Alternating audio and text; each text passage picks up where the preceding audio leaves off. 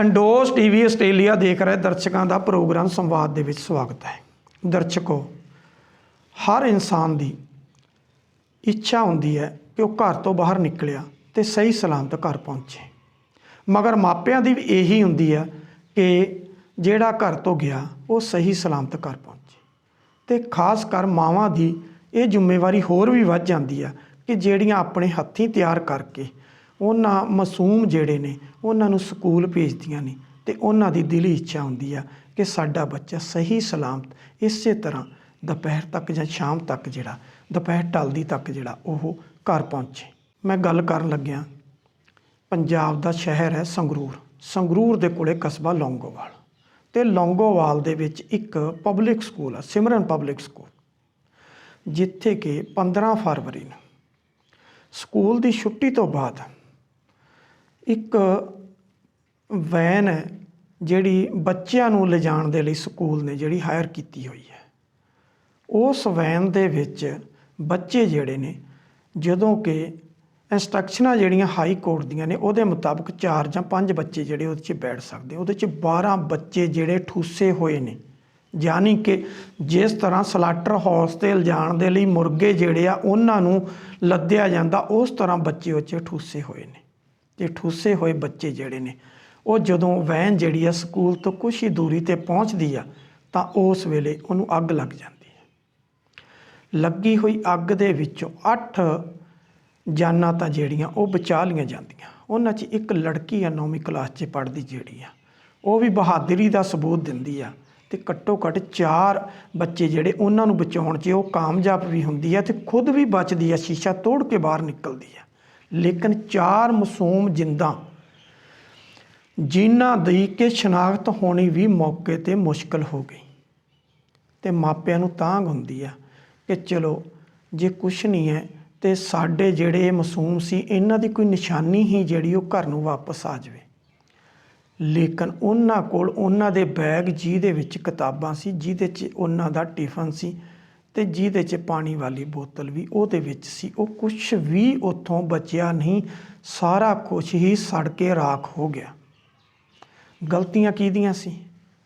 ਕਿਤੇ ਨਾ ਕਿਤੇ ਉਹਦੇ ਵਿੱਚ ਸਕੂਲ ਪ੍ਰਸ਼ਾਸਨ, ਜਿਹਦਾ ਕੰਮ ਕੇਵਲ ਤੇ ਕੇਵਲ ਜਿਹੜੇ ਖੁੰਬਾਂ ਵਾਂਗਰ ਇਹ ਖੁੱਲ੍ਹੇ ਮਾਡਲ ਸਕੂਲ ਨੇ, ਜਿਹਦੇ ਵਿੱਚ ਸਵਾਏ ਫੀਸਾਂ ਇਕੱਠੀਆਂ ਕਰਨੀਆਂ, ਕਿਤਾਬਾਂ 'ਤੇ ਮਨ ਮਰਜ਼ੀ ਦੇ ਰੇਟ ਲਾਉਣੇ ਤੇ ਵਰਦੀਆਂ ਜਿਹੜੀਆਂ ਮਨ ਮਰਜ਼ੀ ਦੀਆਂ ਦੁਕਾਨਾਂ ਤੋਂ ਖਰੀਦਣੀਆਂ, ਇਹ ਸਾਰਾ ਕੁਛ ਇਹਨਾਂ ਸਕੂਲਾਂ ਦੇ ਹੀ ਹਿੱਸੇ ਆਇਆ।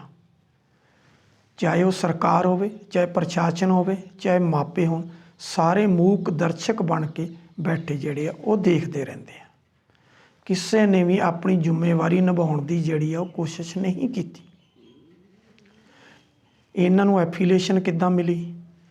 ਸਕੂਲ ਦੀ 4 ਦੀਵਾਰੀ ਨਹੀਂ ਹੈ, ਸਕੂਲ ਦਾ ਗੇਟ ਨਹੀਂ ਲੱਗਿਆ ਹੋਇਆ, ਸਕੂਲ ਦੇ ਵਿੱਚ ਗਰਾਊਂਡ ਨਹੀਂ ਹੈ, ਕੁਛ ਨੀਆਂ ਅਜੇ ਭਰਨ ਵਾਲੀਆਂ ਨੇ ਤੇ ਕੁਛ ਕਮਰੇ ਐਸੇ ਆ ਜਿਨ੍ਹਾਂ 'ਤੇ ਲੈਂਟਰ ਵੀ ਨਹੀਂ ਪਿਆ, ਤੇ ਫਿਰ ਸਕੂਲ ਕਿੱਦਾਂ ਚੱਲ ਰਿਹਾ ਸੀ? ਇਹ ਸਵਾਲ ਖੜੇ ਹੁੰਦੇ ਨੇ। ਤੇ ਇਹਨਾਂ 'ਚ ਜ਼ਿੰਮੇਵਾਰ ਕੌਣ ਹੈ? ਸਕੂਲ ਪ੍ਰਸ਼ਾਸਨ ਉਹ ਵੱਖਰੀ ਗੱਲ ਆ ਕਿ ਹੁਣ ਸਕੂਲ ਪ੍ਰਸ਼ਾਸਨ ਜਿਹੜਾ ਸਕੂਲ ਦਾ ਮਾਲਕ ਆ ਉਹੀ ਸਕੂਲ ਦਾ ਪ੍ਰਿੰਸੀਪਲ ਹੈ, ਜਿਹੜਾ ਸਕੂਲ ਦਾ ਅਧਿਆਪਕ ਆ ਉਹੀ ਵੈਨ ਦਾ ਡਰਾਈਵਰ ਆ। ਕਿਤੇ ਨਾ ਕਿਤੇ ਲੱਗਦਾ ਕਿ ਬੇਰੁਜ਼ਗਾਰੀ ਦੀ ਮਾਰ ਉਹਨੂੰ ਵੀ ਪਈ ਲੱਗਦੀ ਆ ਕਿ ਜਿਹੜਾ ਸਕੂਲ ਅਧਿਆਪਕ ਹੋਣ ਦੇ ਨਾਲ ਨਾਲ ਜਿਹੜਾ ਉਹ ਵੈਨ ਦਾ ਡਰਾਈਵਰ ਵੀ ਬਣਿਆ ਬੈਠਾ। ਤੇ 1980 ਮਾਡਲ ਦੀ ਇੱਕ ਵੈਨ ਆ। ਟਰਾਂਸਪੋਰਟ ਵਿਭਾਗ ਦੇ ਜਿਹੜੇ ਨਿਯਮ ਆ ਉਹਦੇ ਮੁਤਾਬਕ 15 ਸਾਲ ਤੋਂ ਬਾਅਦ ਕੋਈ ਵੀ ਵਹੀਕਲ ਜਿਹੜਾ ਉਹ ਸੜਕ 'ਤੇ ਨਹੀਂ ਉਤਾਰਿਆ ਜਾ ਸਕਦਾ। ਪਰ ਸਕੂਲਾਂ ਦੀ ਹਾਲਤ ਇਹ ਆ ਕਿ ਇੰਨੇ ਪੁਰਾਣੇ ਵਾਹਨ ਜਿਹੜੇ ਆ ਉਹਨਾਂ ਨੂੰ ਲਿਆ ਕੇ ਜਿਹੜਾ ਉਹ ਸਕੂਲ ਦੇ ਵਿੱਚ ਬੱਚਿਆਂ ਦੀ ਢੋਅ ਢਵਾਈ 'ਤੇ ਜਿਹੜਾ ਲਗਾ ਦਿੱਤਾ ਜਾਂਦਾ। ਕਿਤੇ ਨਾ ਕਿਤੇ ਸਕੂਲ ਪ੍ਰਬੰਧਕ ਜਿਹੜੇ ਆ ਉਹਨਾਂ ਦੀ ਜ਼ਿੰਮੇਵਾਰੀ ਜਿਹੜੀ ਆ ਉਹ ਜਿੰਨੀ ਕੋ ਮਾਪਿਆਂ ਦੀ ਬਣਦੀ ਸੀ, ਜਿੰਨੀ ਪ੍ਰਸ਼ਾਸਨ ਦੀ ਬਣਦੀ ਸੀ, ਸਰਕਾਰ ਦੀ ਬਣਦੀ, ਉਸ ਤੋਂ ਵੱਧ ਕਿਤੇ ਜਿਹੜੇ ਸਕੂਲ ਦੇ ਪ੍ਰਬੰਧਕ ਸੀ ਉਹਨਾਂ ਦੀ ਬਣਦੀ ਸੀ। ਲੇਕਿਨ ਬਦਕਿਸਮਤੀ ਕਿਸੇ ਨੇ ਵੀ ਜ਼ਿੰਮੇਵਾਰੀ ਸਮਝਣ ਦੀ ਕੋਸ਼ਿਸ਼ ਜਿਹੜੀ ਉਹ ਨਹੀਂ ਕੀਤੀ ਤੇ ਇਹ ਪਾਣਾ ਜਿਹੜਾ ਉਹ ਵਾਪਰ ਗਿਆ। ਉਹ ਵੱਖਰੀ ਗੱਲ ਆ ਕਿ ਹੁਣ ਪਹਿਲਾਂ 304 ਦੇ ਵਿੱਚ FIR ਲੌਜ ਕੀਤੀ, ਬਾਅਦ 'ਚ ਉਹਨੂੰ ਕਨਵਰਟ ਕਰਕੇ 302 ਦੇ ਵਿੱਚ ਇੱਕ ਕਤਲ ਦਾ ਮੁਕੱਦਮਾ ਜਿਹੜਾ ਉਹ ਦਰਜ ਕਰ ਦਿੱਤਾ ਗਿਆ। ਜਿਹੜਾ ਵੈਨ ਦਾ ਡਰਾਈਵਰ ਸੀ, ਸਕੂਲ ਦੇ ਵਿੱਚ ਉਹ ਮਿਊਜ਼ਿਕ ਦਾ ਅਧਿਆਪਕ ਵੀ ਆ, ਉਹਨੂੰ ਤੇ ਜਿਹੜਾ ਸਕੂਲ ਦਾ ਮਾਲਕ ਸੀ ਤੇ ਸਕੂਲ ਦਾ ਉਹ ਪ੍ਰਿੰਸੀਪਲ ਵੀ ਸੀ, ਦੋਨਾਂ ਨੂੰ ਗ੍ਰਿਫਤਾਰ ਕਰ ਲਿਆ ਗਿਆ। ਲੇਕਿਨ ਹੁਣ ਸੋਚਣ ਵਾਲੀ ਗੱਲ ਤਾਂ ਇਹ ਆ ਕਿ ਕੀ ਉਹ ਮਾਸੂਮ ਜਿਹੜੇ ਆ ਕੀ ਉਹ ਵਾਪਸ ਆ ਸਕਦੇ ਆ? ਸਰਕਾਰ ਨੇ ਜਲਦੀ ਦੇ ਵਿੱਚ ਆਪਣਾ ਖਹਿੜਾ ਛਡਾਉਣ ਦੇ ਲਈ 7-7 ਲੱਖ ਦੀ ਗ੍ਰਾਂਟ ਜਿਹੜੀ ਆ ਉਹ ਜਾਰੀ ਕਰਨ ਦਾ ਐਲਾਨ ਕਰ ਦਿੱਤਾ ਕਿ 4 ਬੱਚਿਆਂ ਨੂੰ ਸਰਕਾਰ ਵੱਲੋਂ 7-7 ਲੱਖ ਰੁਪਇਆ ਜਿਹੜਾ ਦਿੱਤਾ ਜਾਊਗਾ। ਸ਼੍ਰੋਮਣੀ ਗੁਰਦੁਆਰਾ ਪ੍ਰਬੰਧਕ ਕਮੇਟੀ ਨੇ ਵੀ ਆਪਣੇ ਵੱਲੋਂ 1-1 ਲੱਖ ਰੁਪਏ ਦਾ ਐਲਾਨ ਕਰ ਦਿੱਤਾ।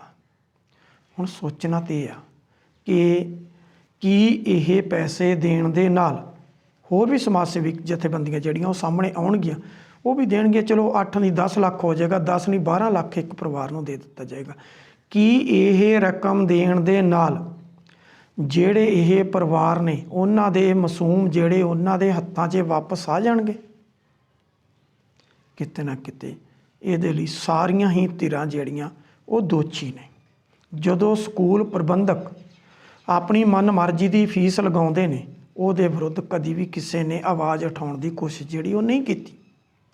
ਜਦੋਂ ਮਨਮਰਜ਼ੀ ਦੀਆਂ ਕਿਤਾਬਾਂ ਦੇ ਰੇਟ ਜਿਹੜੇ ਉਹ ਲੱਗਦੇ ਨੇ, ਜਦੋਂ ਮਨਮਰਜ਼ੀ ਦੀ ਦੁਕਾਨ ਦੇ ਉੱਪਰੋਂ ਜਿਹੜੀ ਵਰਦੀ ਆ ਉਹ ਲੈਣੀ ਜਿਹੜੀ ਆ ਕੰਪਲਸਰੀ ਕਰ ਦਿੱਤੀ ਜਾਂਦੀ ਆ, ਇੱਥੋਂ ਤੱਕ ਕਿ ਸਭ ਤੋਂ ਪਹਿਲਾਂ ਜਦੋਂ ਵੀ ਕਿਤੇ ਕੋਈ ਟ੍ਰਿਪ ਬੱਚਿਆਂ ਦਾ ਲੈ ਕੇ ਜਾਣਾ ਹੁੰਦਾ ਤਾਂ ਇੱਕ ਸਲਿੱਪ ਆਉਂਦੀ ਹੈ ਬੱਚਿਆਂ ਦੇ ਪੇਰੈਂਟਸ ਦੇ ਹੱਥਾਂ ਦੇ ਵਿੱਚ, ਬੱਚੇ ਦੇ ਰਾਹੀਂ ਭੇਜੀ ਜਾਂਦੀ ਆ, ਜਿਹਦੇ ਉੱਤੇ ਸਕੂਲ ਦਾ ਨਾਮ, ਕਿਸੇ ਟੀਚਰ ਦੇ ਸਿਗਨੇਚਰ, ਕਿਸੇ ਪ੍ਰਿੰਸੀਪਲ ਦੇ, ਕੋਈ ਇੰਚਾਰਜ ਦੇ ਕਿਸੇ ਦੇ ਸਿਗਨੇਚਰ ਨਹੀਂ ਹੁੰਦੇ, ਲੇਕਿਨ ਉਹਦੇ ਉੱਤੇ ਲਿਖਿਆ ਹੁੰਦਾ ਕਿ ਇਹ ਟ੍ਰਿਪ ਕੰਪਲਸਰੀ ਆ ਤੇ ਉਹਦੇ ਤੇ ਕਿੰਨੀ ਅਮਾਊਂਟ ਜਮ੍ਹਾਂ ਕਰਾਉਣੀ ਉਹ ਲਿਖਿਆ ਹੁੰਦਾ। ਉਹ ਅਮਾਊਂਟ ਦੀ ਕੋਈ ਰਸੀਦ ਨਹੀਂ ਦਿੱਤੀ ਜਾਂਦੀ, ਕੁਛ ਨਹੀਂ ਦਿੱਤਾ ਜਾਂਦਾ, ਲੇਕਿਨ ਉਹ ਅਮਾਊਂਟ ਸਕੂਲ 'ਚ ਜਮ੍ਹਾਂ ਕਰਾਉਣੀ ਜਿਹੜੀ ਉਹ ਜ਼ਰੂਰੀ ਹੁੰਦੀ ਹੈ, ਜਮ੍ਹਾਂ ਕਰਵਾ ਦਿੱਤੀ ਜਾਂਦੀ ਆ। ਜਦੋਂ ਫੀਸ ਜਮ੍ਹਾਂ ਹੋਊਗੀ ਤਾਂ ਟ੍ਰਿਪ ਜਾਣ ਤੋਂ ਪਹਿਲਾਂ ਇੱਕ ਪਰਫਾਰਮਾ ਦਿੱਤਾ ਜਾਂਦਾ ਬੱਚੇ ਦੇ ਹੱਥ 'ਚ, ਜਿਹਦੇ ਵਿੱਚ ਕਿ ਪੇਰੈਂਟਸ ਨੇ ਭਰ ਕੇ ਭੇਜਣਾ ਹੁੰਦਾ ਆਪਣੇ ਸਿਗਨੇਚਰ ਕਰਕੇ ਕਿ ਮੈਂ ਬੱਚੇ ਨੂੰ ਖੁਦ ਆਪਣੀ ਜ਼ਿੰਮੇਵਾਰੀ ਦੇ ਉੱਤੇ ਇਸ ਟ੍ਰਿਪ 'ਤੇ ਭੇਜ ਰਿਹਾ, ਉੱਥੇ ਕਿਸੇ ਵੀ ਦੁਰਘਟਨਾ ਦੇ ਲਈ ਮੈਂ ਖੁਦ ਜ਼ਿੰਮੇਵਾਰ ਹੋਵਾਂਗਾ। ਕੀ ਪ੍ਰਸ਼ਾਸਨ ਦੀ ਨੀਂਦ ਨਹੀਂ ਸੀ ਖੁੱਲ੍ਹਦੀ ਕਿ ਪ੍ਰਸ਼ਾਸਨ ਇਸ ਗੱਲ ਵੱਲ ਧਿਆਨ ਦੇਵੇ? ਕੀ ਸਰਕਾਰ ਦੀ ਨੀਂਦ ਨਹੀਂ ਸੀ ਖੁੱਲ੍ਹਦੀ ਕਿ ਸਰਕਾਰ ਇਸ ਵੱਲ ਧਿਆਨ ਦੇਵੇ? ਤੇ ਕੀ ਮਾਪਿਆਂ ਦੀ ਵੀ ਜ਼ਿੰਮੇਵਾਰੀ ਨਹੀਂ ਸੀ ਬਣਦੀ ਕਿ ਉਹ ਘੱਟੋ ਘੱਟ ਸਕੂਲ ਦੇ ਪ੍ਰਬੰਧਕਾਂ ਨੂੰ ਇਹਨਾਂ ਬਾਰੇ ਪੁੱਛਣ? ਇਹ ਇਕੱਲੇ ਇੱਕ ਸਕੂਲ ਦੀ ਨਹੀਂ ਗੱਲ, ਪੂਰੇ ਪੰਜਾਬ ਦੇ ਵਿੱਚ ਇਹੀ ਅਸਰ। ਅੱਜ ਤੱਕ ਸਰਕਾਰ ਆਪਣੀ ਜਿਹੜੀ ਐਜੂਕੇਸ਼ਨ ਪਾਲਿਸੀ ਉਹ ਲਾਗੂ ਨਹੀਂ ਕਰ ਸਕੀ। 1947 ਤੋਂ ਲੈ ਕੇ 2020 ਆ ਗਿਆ, ਅੱਜ ਤੱਕ ਐਜੂਕੇਸ਼ਨ ਪਾਲਿਸੀ ਨਹੀਂ ਬਣੀ। ਕਦੀ ਆ ਜਾਂਦਾ ਕਿ ਇਸ ਕਲਾਸ ਦਾ ਇਹ ਕਲਾਸ ਜਿਹੜੀ ਇਹ ਬੋਰਡ ਦੀ ਹੋਏਗੀ, ਇਹ ਨਹੀਂ ਹੋਏਗੀ। ਕਦੀ 33 ਵਾਲਾ ਪਾਸ ਹੈ, ਕਦੀ 20 ਵਾਲਾ ਵੀ ਪਾਸ ਹੈ। ਐਜੂਕੇਸ਼ਨ ਦਾ ਮਜ਼ਾਕ ਬਣਾ ਕੇ ਜਿਹੜਾ ਉਹ ਰੱਖ ਦਿੱਤਾ ਗਿਆ। ਜ਼ਿੰਮੇਵਾਰੀ ਚਾਰਾਂ ਧਿਰਾਂ 'ਚੋਂ ਕਿਸੇ ਨੇ ਵੀ ਸਮਝਣ ਦੀ ਕੋਸ਼ਿਸ਼ ਨਹੀਂ ਕੀਤੀ ਤੇ ਜਿਹੜੇ ਸਕੂਲ ਆ ਉਹ ਬਿਜ਼ਨਸ ਬਣ ਕੇ ਜਿਹੜਾ ਉਹ ਰਹਿ ਗਏ ਨੇ। ਔਰ ਇਹਨਾਂ ਸਕੂਲਾਂ ਨੇ ਇੰਨਾ ਕੁਝ ਹੋਣ ਦੇ ਬਾਵਜੂਦ ਵੀ ਉਹ ਕੁਛ ਨਹੀਂ ਸਮਾਜ ਨੂੰ ਦਿੱਤਾ ਜਿਹੜੇ ਪਹਿਲਾਂ ਕਿਸੇ ਸਮੇਂ ਸਰਕਾਰੀ ਸਕੂਲ ਦਿਆ ਕਰਦੇ ਸੀ। ਉਹ ਵੱਖਰੀ ਗੱਲ ਹੈ ਕਿ ਅੱਜ ਦੇ ਦਿਨਾਂ 'ਚ ਸਰਕਾਰੀ ਸਕੂਲਾਂ ਦੀ ਜਿਹੜੀ ਆ ਬਹੁਤੀ ਜ਼ਿਆਦਾ ਵੁਕਤ ਨਹੀਂ ਰਹਿ ਗਈ। ਸਰਕਾਰੀ ਸਕੂਲਾਂ 'ਚ ਉਹੀ ਪਹੁੰਚਦਾ ਜਿਹੜਾ ਕਿ ਪ੍ਰਾਈਵੇਟ ਸਕੂਲਾਂ ਦੀ ਫੀਸ ਅਦਾ ਕਰਨ ਦੀ ਸਮਰੱਥਾ ਨਹੀਂ ਰੱਖਦਾ। ਲੇਕਿਨ ਇੰਨਾ ਕੁਛ ਹੋਣ ਦੇ ਬਾਵਜੂਦ ਵੀ ਕਿਸੇ ਨੇ ਵੀ ਅੱਜ ਤੱਕ ਇਹ ਨਹੀਂ ਸੋਚਿਆ ਕਿ ਸਰਕਾਰੀ ਸਕੂਲ ਜਿਹੜੀ ਐਜੂਕੇਸ਼ਨ ਕਿਸੇ ਸਮੇਂ ਦੇ ਕੇ ਅੱਜ ਦੇ ਦਿਨ ਦੇ ਵਿੱਚ ਪ੍ਰਾਈਵੇਟ ਸਕੂਲ ਵੀ ਉਹ ਇੰਨਾ ਖਰਚਾ ਕਰਨ ਦੇ ਬਾਵਜੂਦ ਵੀ ਉਹ ਕੁਛ ਜਿਹੜਾ ਉਹ ਸਮਾਜ ਨੂੰ ਨਹੀਂ ਦੇ ਸਕੇ। ਰਹੀ ਗੱਲ ਪੰਜਾਬੀਆਂ ਦੀ, ਪੰਜਾਬੀਆਂ ਲਈ ਇੱਕ ਕਹਾਵਤ ਆ ਕਿ ਪੰਜਾਬੀ ਜਿਸ ਚੀਜ਼ ਦੇ ਮਗਰ ਪੈਂਦੇ ਆ ਹੱਥ ਧੋ ਕੇ ਪੈਂਦੇ ਆ ਤੇ ਉਸ ਗੱਲ ਨੂੰ ਜਿਹੜਾ ਉਹ ਸਿਰੇ ਲਾ ਕੇ ਹਟਦੇ ਆ। ਜੇ ਪੰਜਾਬੀ ਚਿੱਟੇ ਇਨਕਲਾਬ ਵੱਲ ਨਿਕਲੇ ਤਾਂ ਉੱਥੇ ਵੀ ਅੰਤ ਤੱਕ ਗਏ।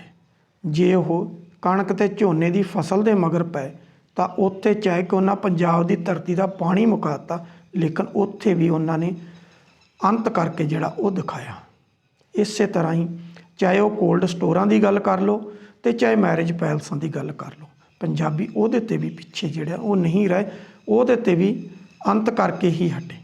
ਇਸੇ ਤਰ੍ਹਾਂ ਹਾਇਰ ਐਜੂਕੇਸ਼ਨ ਦੇ ਵਿੱਚ, ਚਾਹੇ ਉਹ ਟੈਕਨੀਕਲ ਕਾਲਜ ਸੀ, ਚਾਹੇ ਡਿਗਰੀ ਕਾਲਜ ਸੀ, ਜਿੰਨੇ ਵੀ ਸੀ, ਪੰਜਾਬ ਦੇ ਵਿੱਚ ਇਸ ਤਰ੍ਹਾਂ ਖੁੰਬਾਂ ਦੀ ਤਰ੍ਹਾਂ ਜਿਹੜੇ ਉਹ ਉੱਗੇ ਕਿ ਜਿਹਦਾ ਕੋਈ ਅੰਤ ਨਹੀਂ ਸੀ। ਅੰਤ ਦੇ ਉੱਤੇ ਇਸ ਵੇਲੇ ਆ ਕੇ ਕੀ ਹੋਇਆ ਕਿ ਸਿਰਫ ਸਕੂਲ ਐਜੂਕੇਸ਼ਨ ਜਿਹੜੀ ਕਿ +2 ਤੱਕ ਦੀ ਆ ਉਹੀ ਕਾਮਯਾਬ ਰਹੀ। ਯੂਨੀਵਰਸਿਟੀਆਂ ਅਤੇ ਕਾਲਜ ਜਿਹੜੇ ਉਹ ਖਾਲੀ ਹੋ ਗਏ, ਕਿਉਂਕਿ ਪੰਜਾਬ ਦੀ ਜਵਾਨੀ ਜਿਹੜੀ ਵਹੀਰਾਂ ਕੱਤ ਕੇ ਵਿਦੇਸ਼ਾਂ ਵੱਲ ਨੂੰ ਜਿਹੜੀ ਆ ਉਹ ਚਲੀ ਗਈ ਆ। ਔਰ ਮੋਟੇ ਜਿਹੇ ਅੰਕੜੇ ਜਿਹੜੇ ਆ ਉਹਦੇ ਮੁਤਾਬਕ ਹਰ ਸਾਲ ਪੰਜਾਬੀ ਜਿਹੜੇ ਆ ਉਹ ਵਿਦੇਸ਼ਾਂ ਦੇ ਵਿੱਚ ਪੜ੍ਹਾਈ ਕਰਨ ਦੇ ਲਈ ਹੀ ਜਿਹੜਾ ਪੰਜਾਬੀ ਨੌਜਵਾਨ ਜਾ ਰਿਹਾ ਵਿਦਿਆਰਥੀ ਦੇ ਤੌਰ 'ਤੇ, ਉਹਦੀ ਗਿਣਤੀ ਜਿਹੜੀ ਉਹ 48,000 ਤੋਂ ਉੱਪਰ ਹੈ। ਯਾਨੀ ਕਿ ਹਰ ਸਾਲ 48,000 ਤੋਂ ਉੱਪਰ ਪੰਜਾਬੀ ਨੌਜਵਾਨ ਜਿਹੜਾ ਉਹ ਸਿਰਫ ਪੜ੍ਹਾਈ ਦੇ ਬੇਸ 'ਤੇ ਵਿਦੇਸ਼ਾਂ 'ਚ ਜਾ ਰਿਹਾ, ਅਤੇ ਜਿਹੜੇ ਬਾਕੀ ਰੁਜ਼ਗਾਰ ਦੀ ਭਾਲ 'ਚ ਜਾ ਰਿਹਾ ਉਹਨਾਂ ਦੀ ਗਿਣਤੀ ਜਿਹੜੀ ਉਹ ਕਿੱਥੇ ਹੋਏਗੀ। ਕਿਤੇ ਨਾ ਕਿਤੇ ਸਰਕਾਰਾਂ 'ਤੇ ਵੀ ਸਵਾਲ ਖੜੇ ਹੁੰਦੇ ਆ ਕਿ ਸਰਕਾਰਾਂ ਦੀ ਨਲਾਇਕੀ ਕਰਕੇ ਇਹ ਸਾਰਾ ਕੁਝ ਹੋ ਰਿਹਾ। ਔਰ ਪੰਜਾਬੀ ਸੀ ਉਹਨਾਂ ਦਾ ਵਿਦੇਸ਼ਾਂ ਤੋਂ ਜਿਹੜਾ ਸਰਮਾਇਆ ਸੀ ਉਹ ਪੰਜਾਬ 'ਚ ਆ ਕੇ ਲੱਗਦਾ ਸੀ, ਲੇਕਿਨ ਹੁਣ ਪੰਜਾਬ ਤੋਂ ਫੀਸਾਂ ਦੇ ਰੂਪ ਦੇ ਵਿੱਚ ਕਿੰਨਾ ਸਰਮਾਇਆ ਜਿਹੜਾ ਉਹ ਵਿਦੇਸ਼ਾਂ 'ਚ ਜਾ ਰਿਹਾ ਅਤੇ ਪੰਜਾਬ ਕੰਗਾਲ ਹੋਣ ਦੇ ਕਿਨਾਰੇ 'ਤੇ ਜਿਹੜਾ ਆ ਗਿਆ।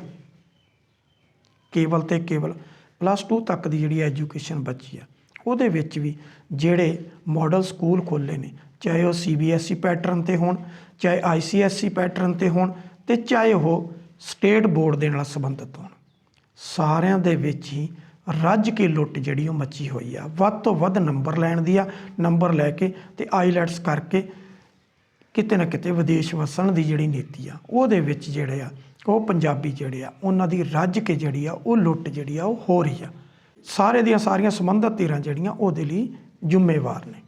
ਹੁਣ ਗੱਲ ਕਰ ਲਈਏ ਕਿ ਇਹਦੇ 'ਚ ਕਿਹੜੀ ਕਿਹੜੀ ਧਿਰ ਜਿਹੜੀ ਉਹ ਕਿੰਨੀ ਕਿੰਨੀ ਜ਼ਿੰਮੇਵਾਰ ਆ। ਸਭ ਤੋਂ ਪਹਿਲੀ ਜ਼ਿੰਮੇਵਾਰੀ ਜਿਹੜੀ ਉਹ ਸਰਕਾਰ ਦੀ ਆਉਂਦੀ ਆ। ਸਰਕਾਰ ਦੀ ਜ਼ਿੰਮੇਵਾਰੀ ਬਣਦੀ ਆ ਕਿ ਲੋਕਾਂ ਨੂੰ ਉਹਨਾਂ ਦੇ ਮੁੱਢਲੇ ਅਧਿਕਾਰ ਜਿਹੜੇ ਆ ਉਹ ਦੇਣੇ ਸਰਕਾਰ ਦੀ ਜ਼ਿੰਮੇਵਾਰੀ ਆ। ਪਰ ਸਾਡੀ ਬਦਕਿਸਮਤੀ ਆ, ਸਰਕਾਰਾਂ ਲਾਰੇ ਲਾ ਕੇ ਆਉਂਦੀਆਂ ਨੇ ਅਤੇ ਆਪਦੇ 5 ਸਾਲ ਦਾ ਕਾਰਜਕਾਲ ਜਿਹੜਾ ਉਹ ਪੂਰਾ ਕਰਕੇ ਚੱਲਦੀਆਂ ਬਣਦੀਆਂ ਨੇ।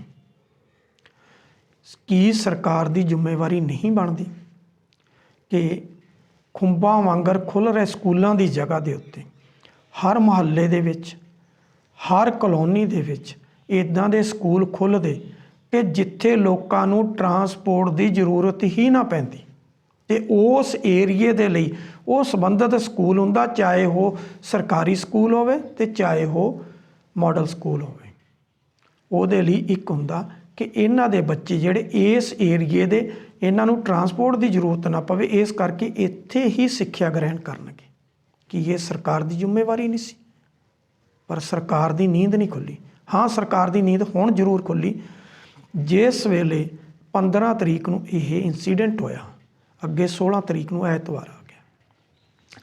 17 ਤਰੀਕ ਨੂੰ ਪੂਰੇ ਪੰਜਾਬ ਦੇ ਵਿੱਚ, ਚਾਹੇ ਉਹ SDM ਸੀ, ਚਾਹੇ ਉਹ DC ਸੀ, ਚਾਹੇ ਉਹ ਤਹਿਸੀਲਦਾਰ ਸੀ, ਚਾਹੇ ਨਾਇਬ ਤਹਿਸੀਲਦਾਰ ਸੀ, ਅਤੇ ਚਾਹੇ ਪੁਲਿਸ ਸੀ, ਸਾਰੇ ਦੀ ਸਾਰੀ ਜਿਹੜੀ ਉਹ ਸੜਕਾਂ ਦੇ ਉੱਤੇ ਸਕੂਲਾਂ ਦੀਆਂ ਜਿਹੜੀਆਂ ਟਰਾਂਸਪੋਰਟ ਦੇ ਨਾਲ ਸੰਬੰਧਿਤ ਸੀ, ਚਾਹੇ ਉਹ ਵੈਨ ਸੀ, ਚਾਹੇ ਉਹ ਬੱਸ ਸੀ, ਚਾਹੇ ਆਟੋ ਰਿਕਸ਼ਾ ਸੀ, ਸਭ ਨੂੰ ਚੈੱਕ ਕਰਨ ਲੱਗੀਆਂ ਹੋਈਆਂ ਸੀ। ਪਰ ਚੈਕਿੰਗ ਦੇ ਵਿੱਚ ਵੀ ਅੱਧ ਜਿਹੜਾ ਸੀ ਉਹ ਆ ਗਿਆ ਕਿ ਜਿਹੜੇ ਕੰਡੀਸ਼ਨਾਂ ਹੀ ਪੂਰੀਆਂ ਨਹੀਂ ਸੀ ਕਰਦੇ। ਔਰ ਕਿਸ ਵੱਡੇ ਲੈਵਲ ਦੇ ਉੱਤੇ ਚਲਾਨ ਕਰਨੇ ਪਏ, ਕਿੰਨੀਆਂ ਜਿਹੜੇ ਵਹੀਕਲ ਸੀ ਉਹ ਬਾਉਂਡ ਕਰਨੇ ਪਏ ਪੂਰੇ ਦੀ ਪੂਰੀ ਸਟੇਟ ਦੇ ਵਿੱਚ। ਜ਼ਿੰਮੇਵਾਰੀ ਕਿਹਦੀ ਸੀ? ਸਰਕਾਰ ਦੀ ਸੀ। ਸਰਕਾਰ ਜਾਗੀ ਕਦੋਂ? ਜਦੋਂ ਇਹ ਇੰਸੀਡੈਂਟ ਵਾਪਰ ਗਿਆ। ਅਤੇ ਇੰਸੀਡੈਂਟ ਉਦੋਂ ਵਾਪਰਿਆ ਕਿ ਸਰਕਾਰ ਦੇ ਵਿਰੁੱਧ ਕੋਈ ਅਜਿਹੀ ਲਹਿਰ ਨਾ ਖੜੀ ਹੋ ਜਾਏ ਕਿ ਸਰਕਾਰ ਜਿਹੜੀ ਉਹ ਹਾਸ਼ੀਏ 'ਤੇ ਆ ਜਾਏ, ਅਤੇ ਸਰਕਾਰ ਨੇ ਫਟਾਫਟ 7-7 ਲੱਖ ਦੀ ਗ੍ਰਾਂਟ ਜਿਹੜੀ ਉਹ ਦੇਣ ਦਾ ਐਲਾਨ ਕਰ ਦਿੱਤਾ। ਹੁਣ ਸਵਾਲ ਇਹ ਉੱਠਦਾ ਕਿ ਪੰਜਾਬ ਸਰਕਾਰ ਦੀ ਨੀਂਦ ਸਾਰੇ ਇੰਸੀਡੈਂਟ ਤੋਂ ਬਾਅਦ ਖੁੱਲ੍ਹੀ। ਤਕਰੀਬਨ 4500 ਦੇ ਲਗਭਗ ਵਾਹਨ ਜਿਹੜੇ ਉਹਨਾਂ ਦੀ ਚੈਕਿੰਗ ਕੀਤੀ ਗਈ। ਉਹਦੇ ਵਿੱਚੋਂ 1649 ਜਿਹੜੇ ਆ ਉਹ ਉਹਨਾਂ ਦੇ ਚਲਾਨ ਕਰ ਦਿੱਤੇ ਗਏ, ਅਤੇ 253 ਉਹ ਸੀ ਜਿਹੜੇ ਦੇ ਬਿਲਕੁਲ ਡਾਕੂਮੈਂਟ ਹੀ ਪੂਰੇ ਨਹੀਂ ਸੀ, ਅਤੇ ਉਹਨਾਂ ਨੂੰ ਜ਼ਬਤ ਕਰ ਲਿਆ ਗਿਆ। ਹੁਣ ਗੱਲ ਤਾਂ ਇਹ ਸੀ ਕਿ ਸਟੇਟ ਦਾ ਟਰਾਂਸਪੋਰਟ ਡਿਪਾਰਟਮੈਂਟ ਕਿੱਥੇ ਆ? ਪੰਜਾਬ ਦਾ ਸਿੱਖਿਆ ਵਿਭਾਗ ਕਿੱਥੇ ਆ? ਕੀ ਉਹਨਾਂ ਦੀ ਕੋਈ ਮੋਰਲ ਜ਼ਿੰਮੇਵਾਰੀ ਬਣਦੀ ਸੀ? ਕਿ ਜਾਂ ਨਹੀਂ ਸੀ ਬਣਦੀ। ਜਿਹੜਾ ਟਰਾਂਸਪੋਰਟ ਵਿਭਾਗ ਆ ਉਹ ਕਿੱਥੇ ਆ? ਉਹਦੀ ਕੋਈ ਜ਼ਿੰਮੇਵਾਰੀ ਨਹੀਂ ਸੀ। ਬੱਚਿਆਂ ਨਾਲ ਸੰਬੰਧਿਤ ਵਿਭਾਗ ਆ ਉਸ ਦੀ ਜ਼ਿੰਮੇਵਾਰੀ ਕਿੱਥੇ ਤੈਅ ਹੁੰਦੀ ਸੀ? ਕੀ ਉਹਨਾਂ ਦੀ ਕੋਈ ਜ਼ਿੰਮੇਵਾਰੀ ਨਹੀਂ ਸੀ? ਕਿਤੇ ਨਾ ਕਿਤੇ ਸਰਕਾਰਾਂ ਜਿਹੜੀਆਂ ਨੇ, ਸਰਕਾਰਾਂ ਕਹਿਣ ਲਈ ਤਾਂ ਸਰਕਾਰਾਂ ਨੇ, ਲੇਕਿਨ ਸਰਕਾਰਾਂ ਵਾਲੀ ਕੋਈ ਗੱਲ ਜਿਹੜੀ ਉਹ ਦਿਖਾਈ ਨਹੀਂ ਦਿੱਤੀ। ਜਿਸ ਤਰੀਕੇ ਦੇ ਨਾਲ ਪ੍ਰਾਈਵੇਟ ਸੈਕਟਰ ਜਿਹੜਾ ਉਹਦਾ ਉਭਾਰ ਆਇਆ, ਅਸੀਂ ਪਹਿਲਾਂ ਹਾਇਰ ਐਜੂਕੇਸ਼ਨ 'ਚ ਗੱਲ ਕੀਤੀ, ਕਾਲਜਾਂ ਅਤੇ ਯੂਨੀਵਰਸਿਟੀਆਂ ਦੀਆਂ ਜਿਸ ਤਰੀਕੇ ਦੇ ਨਾਲ ਇਸ ਵੇਲੇ ਉਹ ਖਾਲੀ ਹੋਏ ਪਏ ਆ।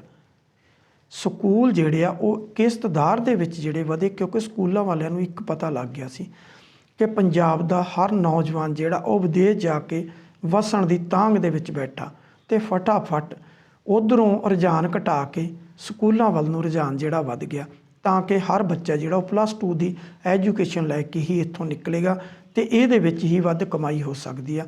ਉਹ ਕਮਾਈ ਚਾਹੇ ਫੀਸਾਂ ਦੇ ਵਿੱਚ ਸੀ, ਚਾਹੇ ਉਹ ਕਿਤਾਬਾਂ ਦੇ ਵਿੱਚ ਸੀ, ਅਤੇ ਚਾਹੇ ਉਹ ਵਰਦੀਆਂ ਦੇ ਵਿੱਚ ਸੀ, ਅਤੇ ਚਾਹੇ ਉਹ ਅਲੱਗ-ਅਲੱਗ ਟ੍ਰਿਪ ਜਿਹੜੇ ਉਹ ਜਾਰੀ ਕਰਨ ਦੇ ਵਿੱਚ ਸੀ। ਉਹ ਜਿਹੜੀ ਸੀਗੀ ਉਹਦੇ ਵਿੱਚੋਂ ਕਿਤੇ ਨਾ ਕਿਤੇ ਜਿਹੜਾ ਹਿੱਸਾ ਸੀ ਉਹ ਪ੍ਰਸ਼ਾਸਨ ਤੱਕ ਵੀ ਜਾਂਦਾ ਸੀ, ਅਤੇ ਪ੍ਰਸ਼ਾਸਨ ਦੀਆਂ ਅੱਖਾਂ ਜਿਹੜੀਆਂ ਉਹ ਬੰਦ ਹੋ ਜਾਂਦੀਆਂ ਸੀ।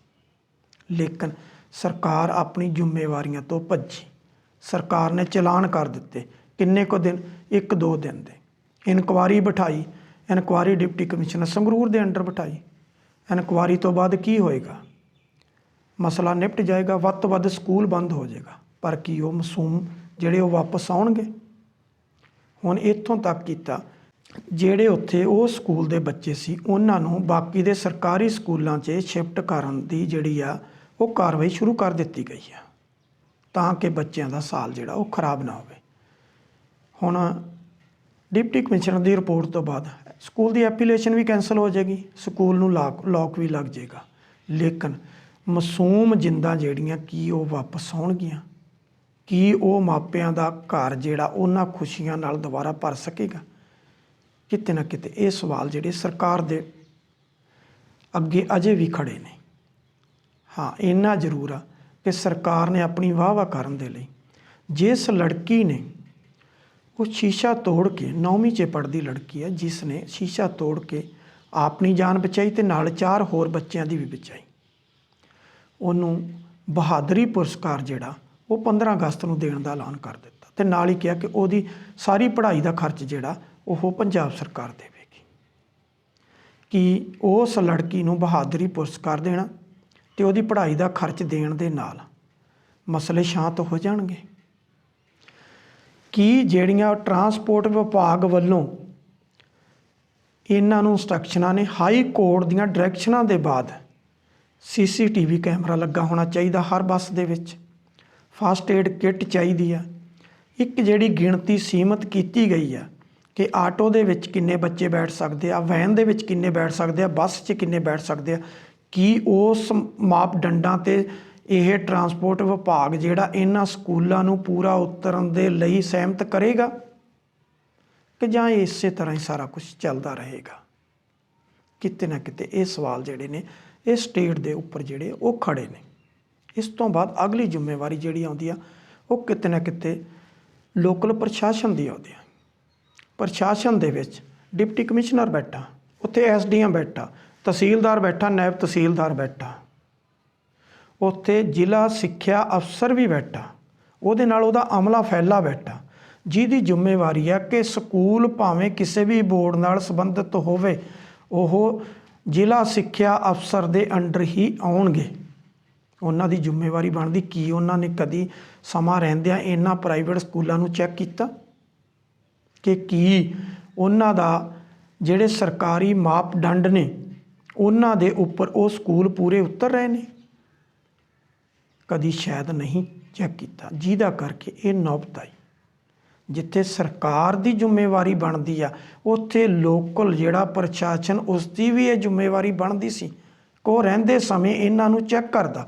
ਉਹ ਵੱਖਰੀ ਗੱਲ ਆ ਕਿ ਸਰਕਾਰ ਚਲਾਉਣੀ ਆ ਆਪਣੇ ਲੈਵਲ 'ਤੇ ਬੈਠ ਕੇ, ਲੇਕਿਨ ਲੋਕਲ ਪ੍ਰਸ਼ਾਸਨ ਜਿਹੜਾ ਉਹਦੀ ਜ਼ਿੰਮੇਵਾਰੀ ਜਿਹੜੀ ਆ ਉਹ ਵੀ ਕਿਤੇ ਨਾ ਕਿਤੇ ਤੈਅ ਹੁੰਦੀ ਆ। ਇਹਦੇ ਨਾਲ ਦੀ ਨਾਲ ਹੀ ਸਭ ਤੋਂ ਵੱਡੀ ਜ਼ਿੰਮੇਵਾਰੀ ਤੈਅ ਹੁੰਦੀ ਆ ਪੁਲਿਸ ਦੀ, ਜਿਹਦੇ ਕੋਲ ਟ੍ਰੈਫਿਕ ਵਿਭਾਗ ਇੱਕ ਵੱਖਰਾ ਵਿਭਾਗ ਆ।